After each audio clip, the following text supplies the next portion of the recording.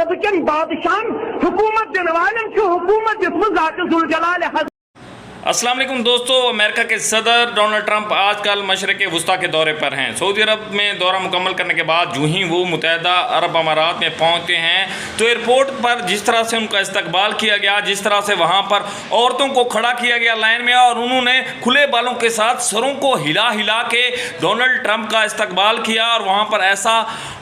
Dance کیا گیا، وہاں پر ایسی ان کا استقبالیہ بنایا گیا جو کہ مسلم امہ کو بالکل بھی پسند آیا، اور لوگوں نے ان پر شدید تنقید کی ہے۔ لوگوں کا کہنا تھا ایک طرف جو ہے وہ ڈونلڈ ٹرمپ مسلمان ممالک پر ظلم و ستم ڈھا رہا ہے، وہ فلسطین میں جو ہے وہ مسلمانوں پر انہوں نے جتنی بمباری کی ہے وہاں پر مسلمانوں کا جینا محال کیا ہے، ہمارے مسلمان بھائیوں کے بچوں کا جو ہے وہ ان کے ساتھ جو رویہ اختیار کیا ہوا ہے، وہاں پر عورتوں اور بچوں پر ظلم ڈھائے گئے، پورا غزہ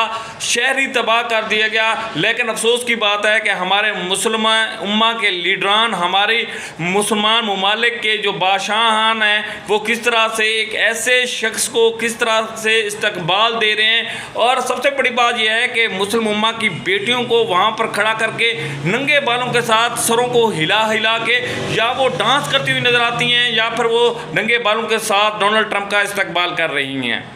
دوستو، اس ویڈیو وائرل ہونے کے بعد سوشل میڈیا پر کہرام امڑ آیا ہے۔ لوگوں نے اور مختلف طبقات کے لوگوں نے اس بات پر زور دیا ہے کہ جب ایک شخص جو ہے وہ مسلم امہ کا سب سے بڑا دشمن ہے، وہ مسلم امہ کے خلاف اپنی ہر پالیسی لانچ کرتا ہے، وہ اسرائیل کا اتحادی ہے جو کہ عرب ریاستوں میں خاص طور پر فلسطین میں ظلم اور بربریت ڈھا رہا ہے، اس ایسے شخص کو اس طرح کا استقبال دینا نامناسب عمل ہے، اور لوگوں نے اس پر کڑی تنقید کی ہے۔ لوگوں کا کہنا تھا کہ ایسے شخص کو اس طرح کا استقبال دینا بالکل ہی نامناسب اور ناقابل برداشت ہے۔ دوستو، صدر ڈونلڈ ٹرمپ کے اس طرح استقبال کی ویڈیو وائرل ہونے کے بعد مسلمانوں میں خوب غم و غصہ پایا جاتا ہے۔ لوگوں کا کہنا ہے کہ صدر ٹرمپ کے سامنے اس طرح عورتوں کو کھڑا کرنا اور ننگے بالوں کے ساتھ جو ہے وہ ڈانس کرنا انتہائی نامناسب ہے۔ ہم مسلم امہ کے لوگ کس طرف جا رہے ہیں؟ لوگوں نے اس بات پر مشرق وسطیٰ کے جو لیڈران ہیں ان پر شدید تنقید کی ہے۔ ان کا کہنا تھا کہ ایک طرف تو جو ہے وہ